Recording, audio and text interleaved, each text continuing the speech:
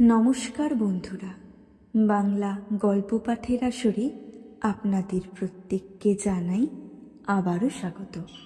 বন্ধুরা, আমি রিমা, আর আজ আমি আপনাদের জন্য নিয়ে এসেছি তারাশঙ্কর বন্দ্যোপাধ্যায়ের লেখা হাঁসুলি বাঁকের উপকথা উপন্যাসের ৮ম পর্বটি। উপন্যাসটি শুনতে আপনাদের ভালো লাগলে লাইক কমেন্ট করবেন, বন্ধুদের সাথে শেয়ার করবেন, আর অবশ্যই চ্যানেলটিকে সাবস্ক্রাইব করে রাখবেন। শুরু হচ্ছে আজকের উপন্যাস তারাশঙ্কর বন্দ্যোপাধ্যায়ের লেখা হাঁসুলি বাঁকের উপকথা পর্ব ৮। দারোগার কাছে করালিকে শনাক্ত করে দিয়ে বড়বাবুদের কাছারি হয়ে বাড়ি ফিরল। বেলা তখন দুপুর গড়িয়েছে। ঘোষের বাকি 2 আনা পয়সায় 6 পয়সার মুড়ি, 2 পয়সার পাটালি কিনে গামছায় বেঁধে বাবুদের কেষ্টদিঘির জলে ভিজিয়ে আম গাছের ছায়ায় বসে খেয়ে নিয়েছে। আজলা ভরে জল খেয়েছে। সিধুর পাকি মদের বোতলটিতে নেহাত কম দ্রব্য ছিল না। জিনিসটাও ছিল খুব, এখনো পর্যন্ত অল্প অল্প নেশায় বেশ ফুর্তি হয়েছে বনোয়ারির। তার ওপর মনটাও খুব খুশি হয়েছে। দিনমানটা আজ ভালোই বলতে হবে। সেদিন পুজোটি কর্তা প্রসন্ন হয়েই নিয়েছেন বলে মনে হচ্ছে তার। করালির ব্যাপারটা মিটে গিয়েছে, ভালোই হয়েছে। তার মনের মধ্যে ভারী একটা অশান্তি ছিল। ক্রোধ অবশ্য খুব হয়েছিল তার, গুরু বলে খুব সামলে গিয়েছে, নইলে হয়তো কাণ্ডটা একটা ব্যাপার ঘটিয়ে ফেলত। ছোড়াটার গায়ে ক্ষমতা রয়েছে, হ্যাঁ তা হয়েছে মানতেই হবে বনোয়ারিকে। বাসবনে সে তার নিচে পড়েছিল, এজন্য বলছে না, ওটা বেকায়দায় পড়ে গেল। ঝরা বাঁশপাতায় গাদায় পাতা সরে গিয়ে পিছলে পড়ে গিয়েছিল সে। কিন্তু বনোয়ারির বুক যখন উঠেছিল করালি, তখন তার ক্ষমতার আঁচটা পেয়েছে সে। ছোট মরদ হবে খোড়া, তবে মদে বদ খেয়ালিতে না মাটি হয়ে যায়। সেই জন্যেই তো বনোয়ারি তাকে নষ্ট হতে দেবে না। এই কদিন কয়েকবার তার মনে হয়েছে ছোড়াকে ফেলে বুকে চেপে বসলে হয়তো মেরে ফেলতো তাকে। তা থেকে রক্ষে করেছে গুরু আর কর্তা। আজ ওই সিধুকে দেখে পাখির জন্য তার মন কতল। করালি আর পাখিকে ফিরিয়ে আনাই তার কর্তব্য মনে হলো। তার মতো লোকের কি আর ওই ছেলে মেয়ের উপর রাগ করা ভালো দেখায়? রাম রাম, লোকের কাছে সে মুখ দেখাতো কি করে? যাক, ঘোড়াটাও শেষটা বুঝতে পেরেছে, পাখিকে নিয়ে ফিরে যাবে বলেছে। থানায় ছোড়া পায়ে হাত দিয়ে প্রণাম করলে। হতভাগা, বদমাস কোথাকার। হতভাগা যে শেষে বুঝেছে এতেই বনোয়ারি খুশি। নিমতেলে পানু, প্রহ্লাদ, নয়ান এরা খানিকটা মাথা নাড়বে, তা নাড়ানাড়ি করুক, বুঝিয়ে দিতে হবে। বড় ঝঞ্ঝাটের কাজ এই মাতব্বরের কাজ। 10 জনের মাথার উপর বসারও ভারী আরাম। এইভাবে সবাই, ওরে বাবা, এ 10-এর মাথায় বসা নয়, এ হলো লোহার গজাল বসানো গাজনের পাটায় গজালগুলো সুচল মাথার উপর বসে থাকা। হে ভগবান, মতি ঠিক রেখে বাবা, মতিভ্রম হলেই ওই গজালে চেপে বিধে মারবে দেশ। বুকের ভেতর রাগ অশান্তি হলেই বুঝতে হবে গজাল বিঁধছে। করালির ব্যাপারটা নিয়ে মনে যখন অশান্তি ছিল, তখন এই গজালই বিঁধছিল। মিটে গেল, যাক, ভারী আনন্দ। চন্দনপুরের বাবুদের ওখানে সে সুফল পেয়েছে। জয় বাবা ঠাকুর। বারু শুনেছেন তার কথা। বাবু সেরেস্তার কর্মচারী, কোপায়ের অপর পারের গোপের পাড়ায় দাসজি মহাশয়ের ছেলে বনোয়ারি খুব সুখ্যাতি করলে বাবুর কাছে, পরমে নিন্দেই করলে। বললে ওই তো আসল মাতব্বর কাহার পাড়ায়, পরম তো 8 পৌরে পাড়ার। 8 পৌরেরা মোটে 6-7 ঘর, তা সকলে পরমকে মানে না। তাছাড়া পরম লোকও ভালো নয়, ডাকাতিতে জেল খেটেছে এবং যত কুড়ে তত মাতাল। বনোয়ারির স্বভাব চরিত্র খুব ভালো। বাবু মন দিয়ে শুনলেন সব, বললেন আচ্ছা দেব তোমাকে জমি। চন্দনপুরের বড়বাবুর 4 মহলা বাড়ি, গাড়ি ঘোড়া লোক লস্কর, যাকে বলে 4 চৌকস কপাল। ও বাড়ির মা লক্ষ্মী সাক্ষাৎ আজন্ম লক্ষ্মী। ওই মায়ের পায়ের ধুলো যদি বনোয়ারি পাই, তবে কি আর দেখতে আছে? আর ওই রকম মনিব নইলে কি আর মনিব? ওই মনিবের চাকর হলে 1 হাত ছাতি 10 হাত হয়ে যায়। লোকের কাছে বলে সুখ কত, তাছাড়া কত দুর্লভ জিনিস তার আশেপাশে।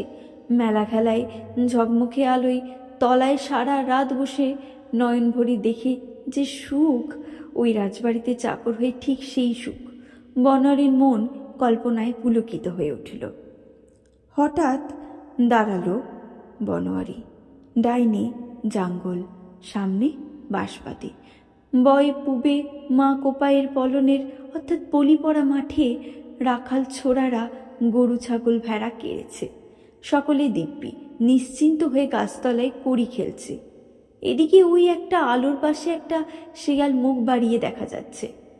ছাগলগুলো চিৎকার করে ছুটছে, দেখছে তারা। কিন্তু ভেড়াগুলো এক জায়গায় জমাট হয়ে গায়ে গায়ে বেঁধে দাঁড়িয়েছে। আচ্ছা জাত, চোখ বন্ধ করে দাঁড়িয়েছে, নইলে হয়তো বোধহয় একটা। বনোয়ারি হাঁকলে, লিলে রে, লিলে রে, এই ছোড়ারা।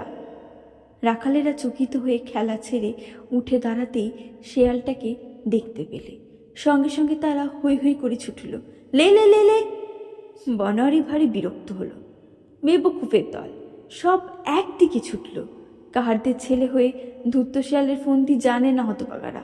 হায় হায় হায়, কালির আড্ডায় দিনরাত গিয়ে এদের এই দশা। সেখানে দিনরাত দেশ বিদেশের আজা উজিরের গল্প। এসব কুলকর্মের কথা তো হয় না, শিখবে কি করে? ওই একটা শেয়াল ছুটে পালাচ্ছে, তাহলে আসল শিকারি পেছন থেকে কোথাও আছে নিশ্চয়ই। এই ফাঁকে সে এসে একটা ভেড়ার বাচ্চা নিয়ে পালাবে।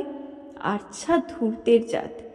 রাখাল থাকলে ধূর্তেরা এইভাবে একটা একদিকে দেখা দেবে, উল্টো দিকে লুকিয়ে থাকবে আর একটা দুটো। রাখালেরা যেমনি ছুটবে দেখা দেওয়া ধূর্ততার দিকে, অমনি পেছন থেকে সেটা বার হয়ে ছক করে ভেড়া ছাগল যা সামনে পাবে মেরে টেনে নিয়ে পালাবে। সাথে পণ্ডিত মহাশয় বলে শিয়ালকে। কিন্তু এদিকে ধূর্ত পণ্ডিতটি কই?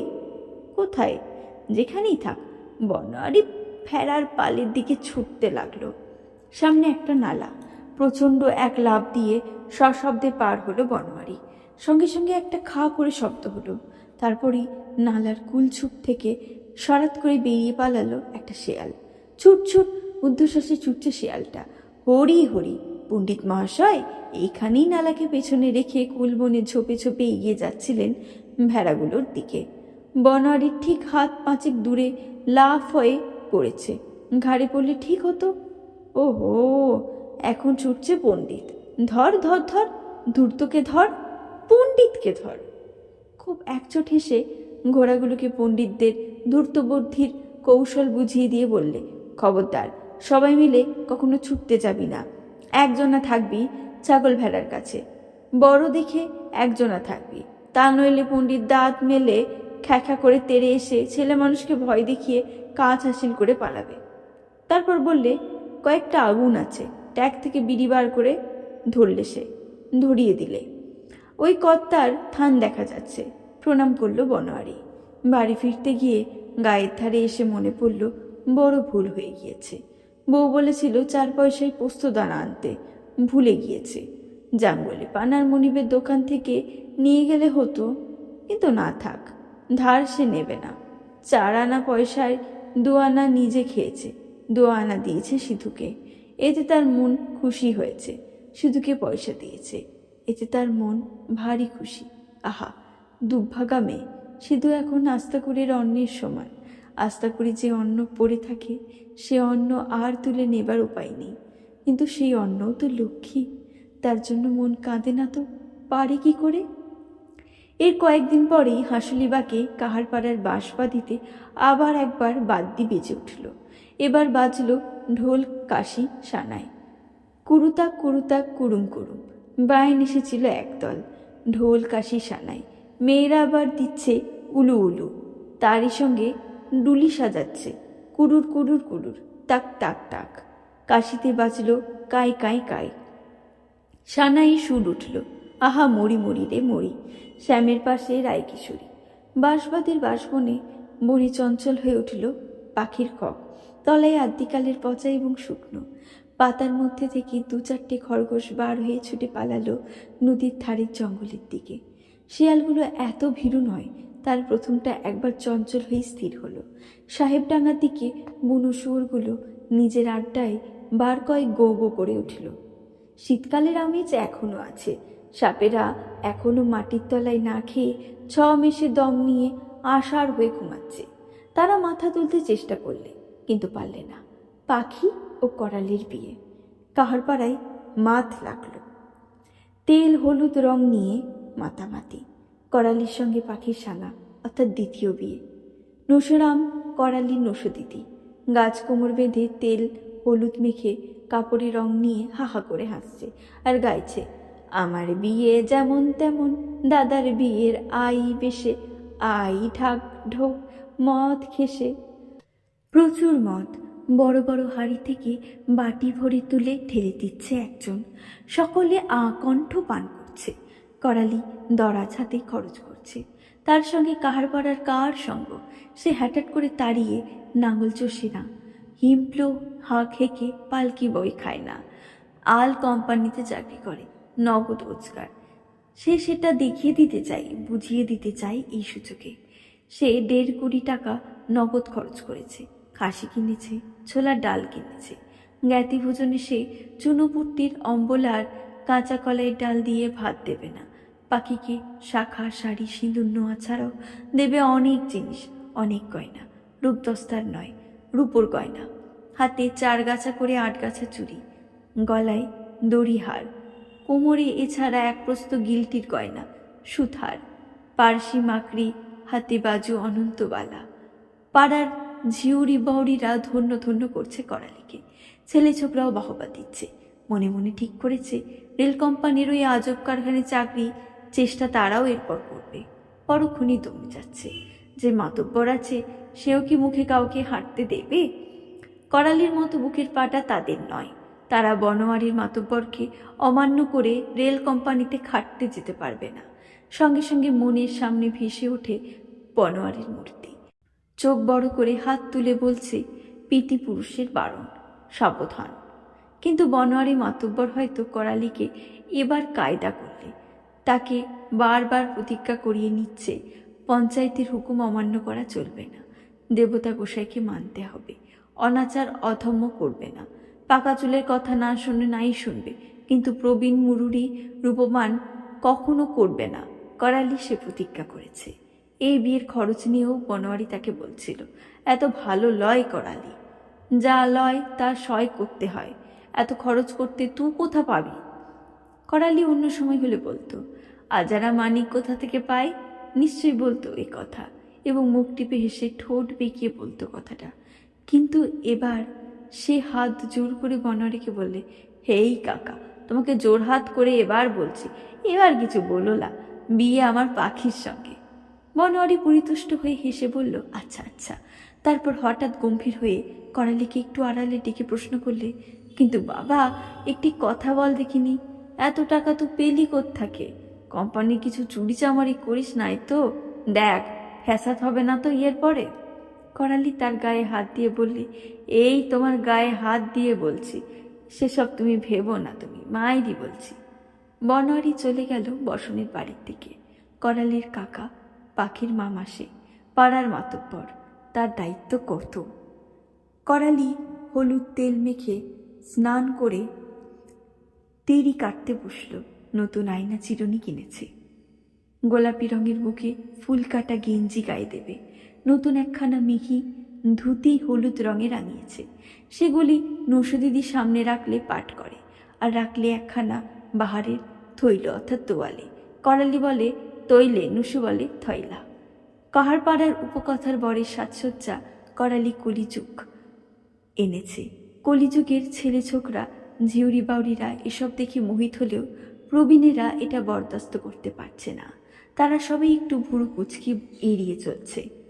আপনাদের মধ্যে বলছে এতটা ভালো নয়। মদের গন্ধেও তাদের খুব মন সরস হয়ে উঠছে না। অবশ্য 2-1 পাত্র করে সবাই খেয়েছে, কিন্তু ছোকরা এবং মেয়েদের মন মাতানে মন মেতে উঠেছে যাচ্ছে না তাদের। তবে বড় সুন্দর দেখাচ্ছে করালিকে, যেমন জোয়ান তেমনি সুন্দর, তেমনই সুন্দর পোশাক। কাহার পাড়ায় ও যেন মোহন সাজে একা নতুন নাট পর এসেছে। প্রহ্লাদ হলো বনোয়ারির পরের মান্যের লোক। সে সবচেয়ে বেশি বিরক্ত। সে বলেই মুখ খুলে কাজটা ভালো করলে না বনোয়ারির ভাই। মাতব্বরের মতন কাজ হলো না। করালিকে শাসন না করে, দণ্ড না করে এই পেকার আশকারা দিলে এর ফল ভালো হবে না। তাও একজন ঘর ভেঙে গুপি দীর্ঘশ্বাস ফেলে বললে, ভাই রে, ওই নয়নে বাপের পেতাব কত ভেবে দেখ। মানুষের দশদশা কখনো হাতি কখনো মশা। মাতব্বর এ বিচার ভালো হলো না। রতন লটবরের বাপ অবাধ্য ছেলে লটবর, করালির অনুরক্ত ভক্ত। অবাধ্য ছেলের দায়ে রতনকে করালির অর্থাৎ নটবরের দলে টান রাখতে হয়। সে বললে, তার ছোকরা বাহাদুর বটে, করলে খুব। নিমতেলে পানু অল্প বয়সী হলেও প্রবীণদের দলেই চলে ফেরে। সে ফুট কাটতে অদ্বিতীয়। সে বললে, লুটেলের পয়সা বুঝলে, আমাদের মতো চাষে খেটে পায়ের ঘাম ফেলে এই ধুম করতে পারতো তবে বুঝতাম। বললে কি না, আলের পুরনো সিপাট কাঠ চুরি করে চন্দনপুরে কতজনকে বিক্রি করেছে সে আমি জানি। বনোয়ারি চুপ করে ভাবছে। মনে পড়ছে আগুনের আঁচে ভরা বাঁশতলা, মনে পড়ছে বটতলার কালো বইয়ের সঙ্গে দেখা হওয়ার কথা। করালি এসে দাঁড়ালো তাদের সামনে। তার বগলে দুটো পাকি মদের বোতল নামিয়ে দিলে প্রহ্লাদ রতনের সামনে। নাও কাকা, আরম্ভ করো, আরও আছে। ওদিকে গাল দিচ্ছে নয়নের মা। নয়ন চুপ করে বসে আছে নিজের দাওয়ায়, বুকটা দুবছে, পাঁচড়াগুলো উঠছে নামছে। কালো কঙ্কালসার বেড়ানো মুখের মধ্যে সাদা চোখ দুটো হাঁসুরিবাগের মাথায় কর্তাবাবা থানের দিকে চেয়ে রয়েছে স্থির অপলক হয়ে। সে মনে মনে বাবাকে ডাকছে আর কল্পনা করছে, ভীষণ কল্পনা। নয়নের মা তারস্বরে গালাগাল দিচ্ছে, অভিসম্পাদ দিচ্ছে করালিকে এবং পাখিকে।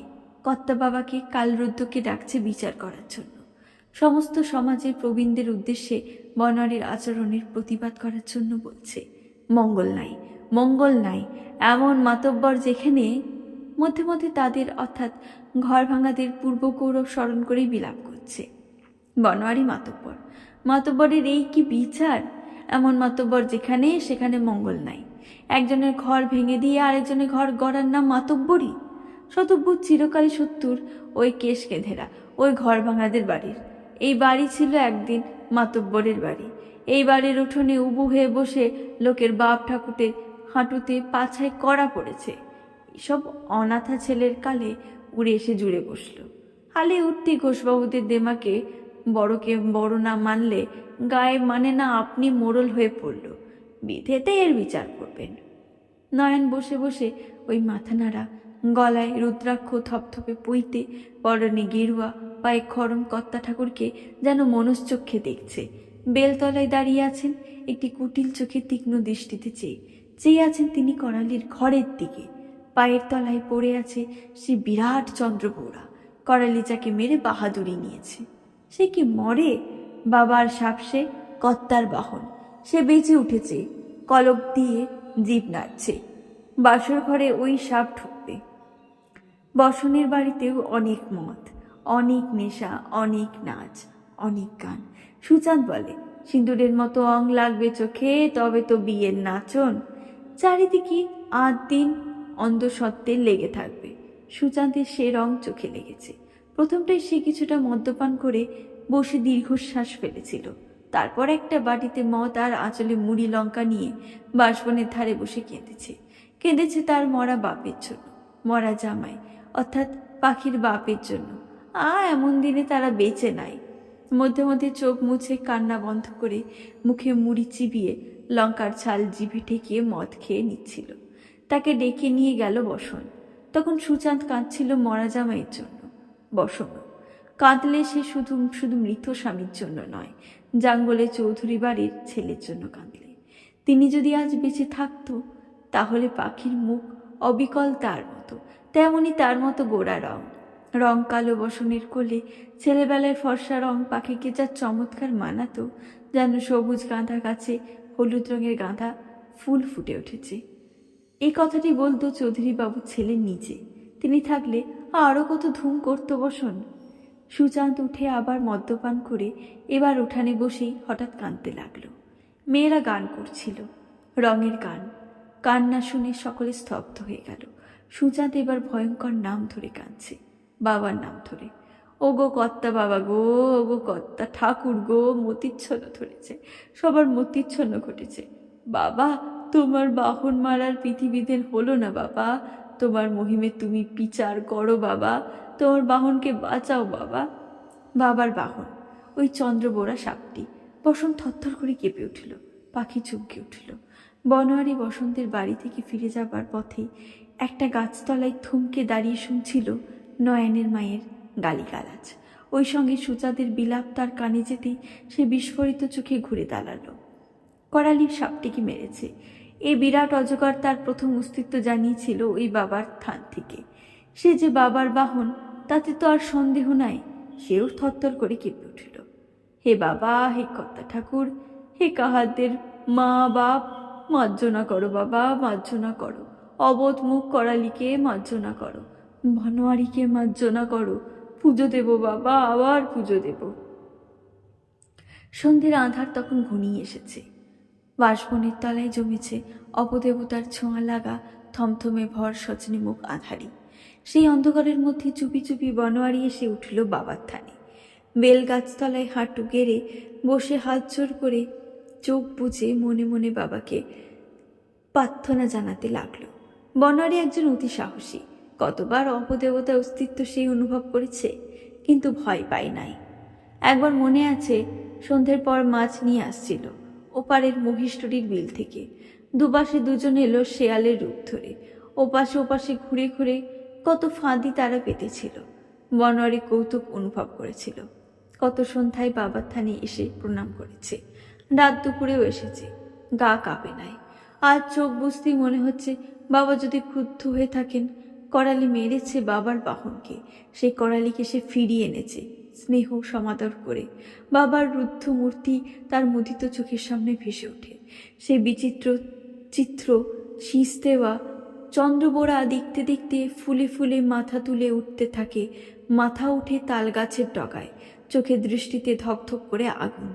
গায়ের চিত্র বিচিত্র দাগগুলো বাড়তে থাকে, জিভ ওঠে কলকলিয়ে, কামারের আগুনে তাতানো অগ্নিবন ইস্পাতের মতো। সেই অজগরের মাথায় খড়ম পায়ে দিয়ে গেরুয়া পরে ন্যাড়া মাথা বাবা ঠাকুর ভেসে ওঠেন। বাবার গলায় রুদ্রাক্ষগুলি হয়ে ওঠে মরার মাথা। বুকের ধপধপে বইতে ওঠে দুধে খোকরার বইতে। বনোয়ারি থরথর করে কাঁপতে থাকে। বহুক্ষণ পর সে কোনো ক্রমে শান্ত হয়ে মনে মনে বলে, বাবা, পুজো দেব, মার্জনা করো তুমি। তারপর বলে, যদি মার্জনা না করো বাবা, জানিয়ে দাও, পড়ুক তোমার গাছ থেকে একটা বেল খসে পড়ুক। আমি মনে মনে 5 কুড়ি গুনছি। সে গুনতে থাকে, 1 2 3 4, 1 কুড়ি।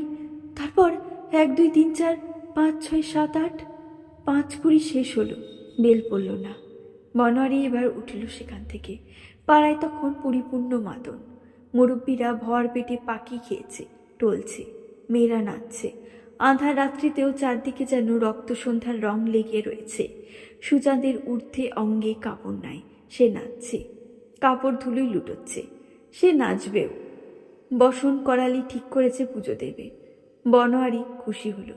পুরো বোতল পাকি মদ নিয়ে সে বসল। খেতে খেতে হঠাৎ উঠল, বাইন্দের বাজনা ঠিক হচ্ছে না। তালে হাত দিয়ে সে বললে, বাজাও বাবা, বাজাও, বর আসিল, বর আসিল। ও বউ, তুমি অঙ্গ তোলো। হ্যাঁ, এ বাবা, বর নামিল, বউ নামিল। ও বর, বউয়ের শানটি খোল। কাশিবাজি ছোকরা নিজেই বলছিল, কাই কাই কাই, কিটি কিটি কাই কাই। বনোয়ারি তাকে বাহবা দিলে, আচ্ছা আচ্ছা। সঙ্গে সঙ্গে সে চাপা হাসি হেসে উঠল। কে রে, কে, কোন মেয়ে, কার এত বড় বার?